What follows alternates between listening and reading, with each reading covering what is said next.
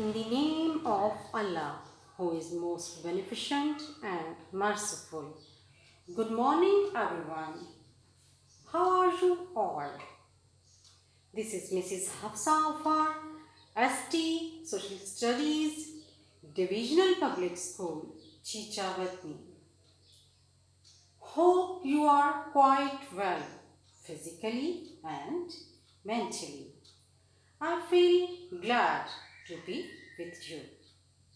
Now I am going to start discussion on today's topic. The topic name is chapter number 3, Oceans and Seas. Today's topic is movement of oceanic water. Dear students,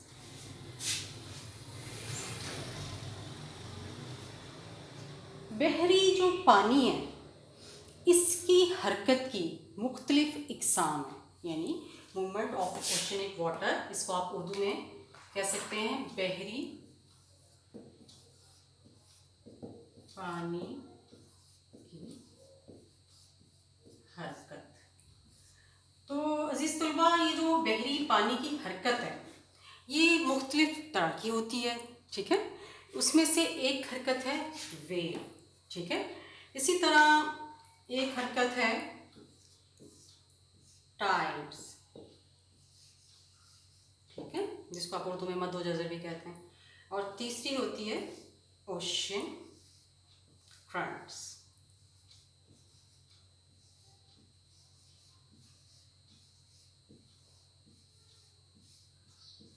ठीक है जी।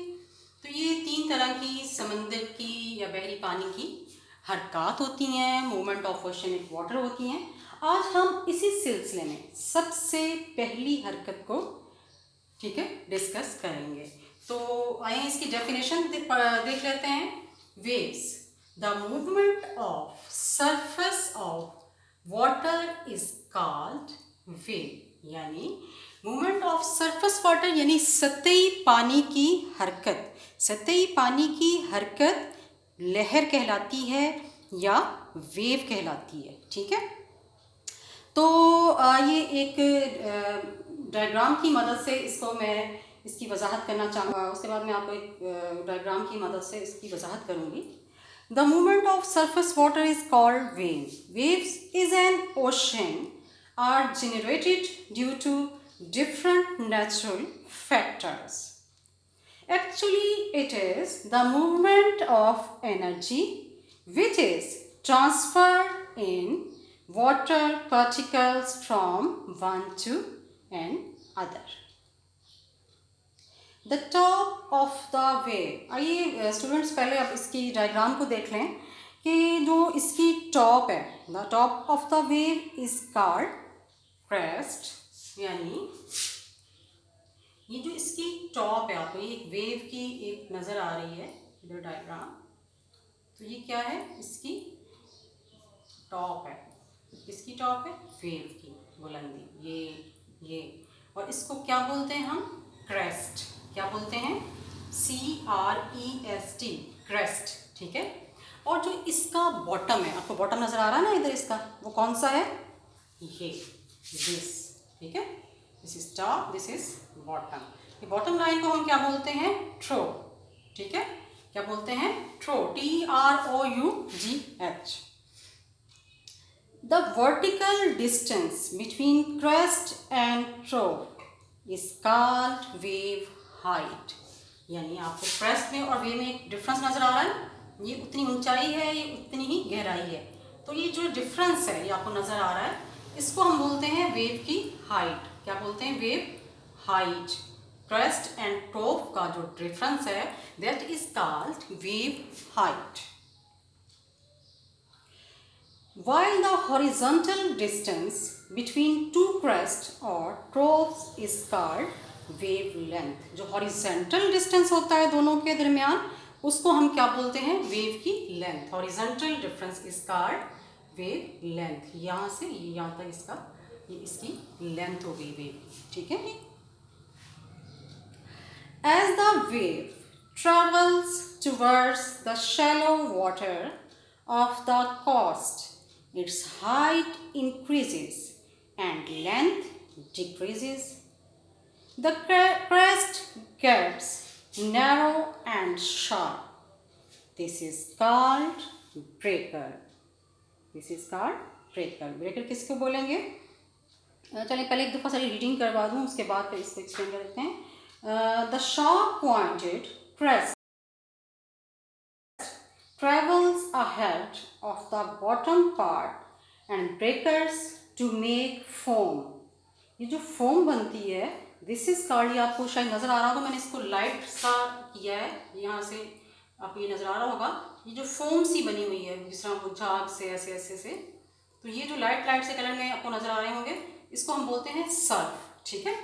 तो उसके बाद है जी के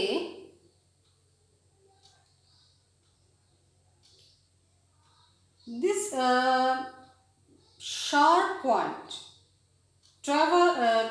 pointed crest travels ahead of the bottom part and breaks to make foam. This is called surf.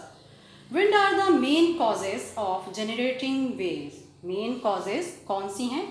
Wind. ठीक है. Are the main causes. Main causes क्या है ये विंड टू जनरेटेड वेव?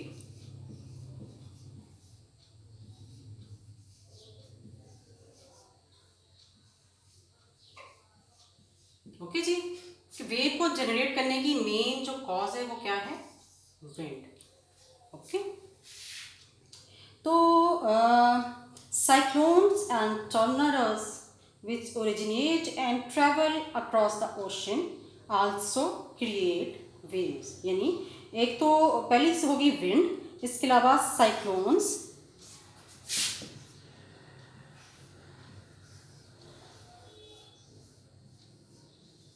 ठीक है जी, और तीसरे नंबर पे टॉर्नाडोज.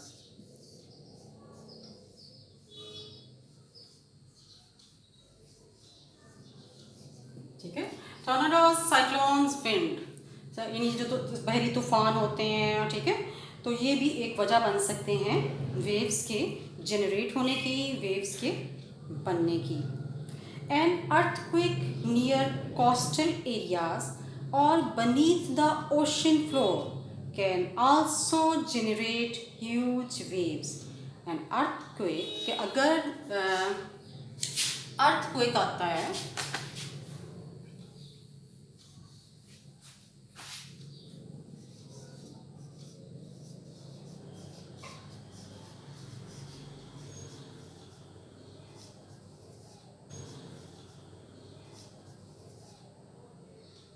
यानी एक अर्थक्वेक अगर आता है,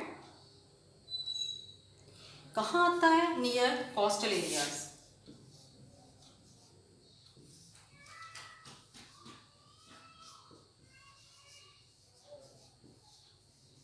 ठीक है. अगर नियर कोस्टल एरियाज अर्थक्वेक आता है तो, और इसके अलावा बीनीथ द ओशन फ्लोर भी.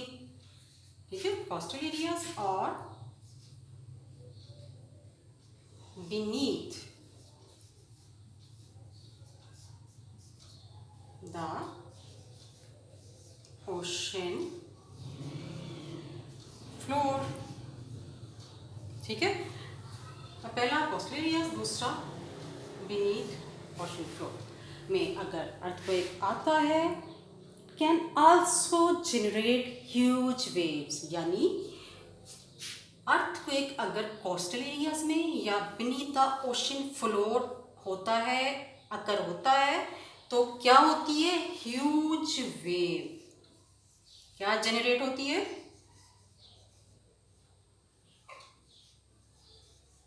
It generate huge wave.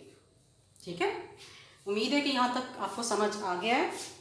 तो इसका एक दफ़ा दोबारा से आपको ब्रीफली समझा दूँ कि वेव्स या जो लहरें होती हैं, सतही पानी की हरकत को कहते हैं।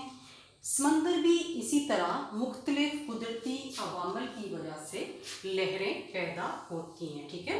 समंदर में अंदर जिसमें पानी ऊपर नीचे या आगे पीछे हरकत करता दिखाई देता है।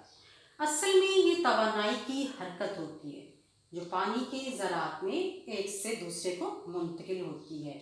लहर की चोटी को या टॉप को, इसको आप उर्दू में पढ़ेंगे चोटी,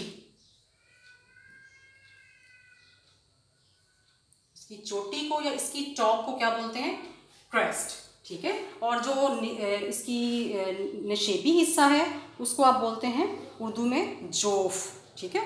ट्रोफ या जोफ, उर्दू में आप इसको जोफ भी पढ़ सकते हैं, ठीक है जी।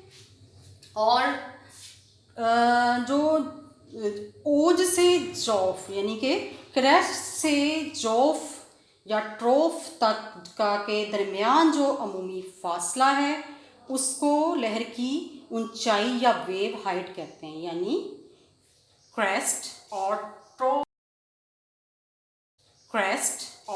ट्रोफ के दरमियान जो डिफरेंस है, जो फासला है, उसको क्या बोलते हैं? वेव हाइट, लहर की ऊंचाई कहते हैं, ठीक है जी।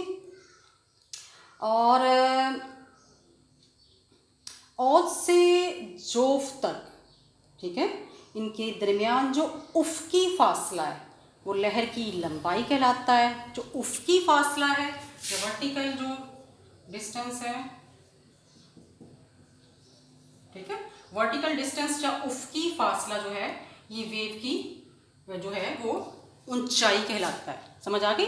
क्रेस्ट ट्रोफ के दरमियान की फासला वेव हाइट और जो इसका उफ़क़ी फासला है वो वेव की ऊंचाई कहलाता है। ट्रोफ और जोफ के दरमियान उफ़क़ी फासला। जैसे जैसे लहर साहिल की तरफ कम गहरे पानी में आती है तो क्या होता है, यानी साहिल की तरफ आती है, कोस्टल साइड पे आती है, तो फिर क्या होता है, आहिस्ता आहिस्ता जो है पानी वो कम गहरा होने लग जाता है, ठीक है। उसकी ऊंचाई क्योंकि सारे पानी कम होता है तो ऊंचाई ज़्यादा और लंबाई कम होने लग जाती है। लहर की चोटी तंग और नोकदार हो जाती है, उससे ब्रेकर कहते हैं। लहर की चोटी, ठीक है, ये वेव आ रही है, क्रेस्ट आ गया, ट्रॉप, ये इसकी जो चोटी है बिल्कुल टॉप है, ये वेवदार हो जाती है। इसको हम क्या बोलते हैं? ब्रेकर। क्या बोलते हैं? ब्रेकर, ठीक है जी। यहाँ तक समझ आ गया? तो लहर की चोटी तंग नोकदार ब्रेकर कहलाती है। लहर की चोटी उसके ज़ेरी हिस्से या निचले हिस्से से आगे निकल जाती है और टूटकर झाग बन जाती है, ठीक है। ये जो ब्रेकर है इसका जो ज़ेरी चोटी इसके ज़ेरी हिस्से से आगे निकल जाती है और टूटकर क्या बना देती है? ये वाली ये झाग बन जाती है, सर्फ बन जाता है, ठीक है जी, ये सर्फ बना देती है। उसके बाद हवाएं लहरें पैदा करने का सबसे अहम ज़रिया हैं। हवाएं यानी विंड, इट जनरेट जो है it is the main causes, wind are the main causes to generate wave, ठीक है। अभी मैंने आपको पढ़ाया भी है। इसके अलावा एक तो हो गई ये विंड जो है, हवा जो है, ये कह लें कि एक वजह बन सकती है लहरें पैदा करने की, अहम और आम ज़रिया है। अक्सर हम देखते हैं कि टॉर्नेडोज या साइक्लोन्स यानी गर्दबार, साइक्लोन्स यानी गर्दबार, और टॉर्नेडोज या समुद्री तूफान जिसे हम कहते हैं, ठीक है। तो टॉर्नेडोज और जो गर्दबार होते हैं ये उसकी सतह पर बनते हैं और समंदरों पर सफ़र करते हुए बड़ी बड़ी लहरें पैदा करने का सबब बनते हैं। इसी तरह फिर मैंने लास्ट में हवाला ज़लज़ले या अर्थक्वेक का दिया है कि समंदर के फर्श या नज़दीकी साहली इलाके में ज़लज़ला आने से समंदर में बहुत ऊंची लहरें बनती हैं, ठीक है जी। ये होगी इसकी कॉस्ट या साहिल। तो अब ये जो अर्थक्वेक है ये अगर नियर कोस्टल एरियाज या beneath द ओशन फ्लोर, ठीक है, आता है, तो इट जनरेट ह्यूज वेव, या ये जो इसकी वजह से भी एक बहुत बड़ी लहर पैदा होती है. That's all from my side today. For the time being, thank you so much for listening my lecture with patience. Hope the conversation will help us for our future life. We will meet with another same interesting topic again.